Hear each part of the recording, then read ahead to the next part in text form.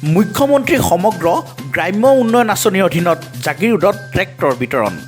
অসমৰ গ্ৰাম্য কৃষি অৰ্থনীতিৰ উন্নয়নত সহায়ক হোৱাকৈ অসম চৰকাৰে অসমৰ কৃষকৰ মাজত ৰেহাই মূল্যত ট্ৰেক্টৰ বিতৰণৰ এক অভিলাষী আঁচনি গ্ৰহণ কৰিছিল।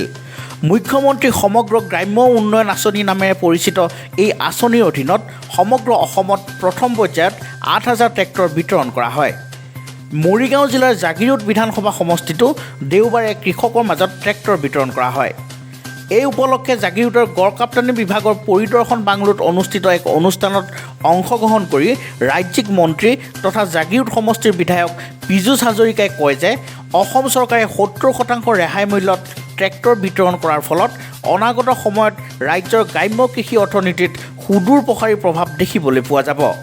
উল্লেখ্য যে এই ট্ৰেক্টৰ বিতৰণ কাৰ্যসূচীত মন্ত্ৰী পীযুষ হাজৰিকাই মাহিন্দ্ৰাৰ 3খন আৰু স্বৰাজৰ 2খন ট্ৰেক্টৰ হিতাধিকাৰীৰ মাজত আনুষ্ঠানিকভাৱে বিতৰণ কৰে।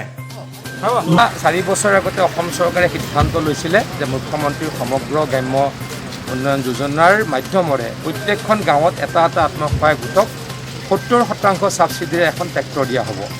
তাৰেই প্ৰথম ফেজটো ইতিমধ্যে অসমত পালে প্ৰায় 8,000 ট্ৰেক্টৰ। আমাৰ সমষ্টিটো যথেষ্ট সংখ্যকে পালে।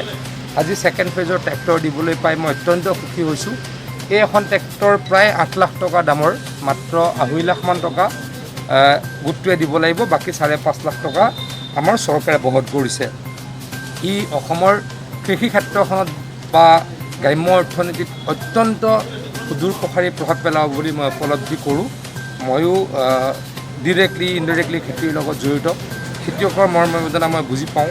গতিকে মুখ্যমন্ত্ৰী ডাঙৰীয়াই যি সিদ্ধান্ত লৈছিলে যে খেতিয়কক সহায় কৰিব, খেতিয়কৰ ইনকাম দুগুণ হ'ব লাগে, সেই আধাৰত যি এইখিনি কাম কৰিছে ট্ৰেক্টৰ দিয়াৰ 70% ছাবচিডি পুনৰবাৰ কৈছোঁ, অত্যন্ত ভাল কাম হৈছে। এই আকৌ কৈছোঁ অসমৰ গ্ৰাম্য জীৱনৰ প্ৰতিচ্ছবিখন।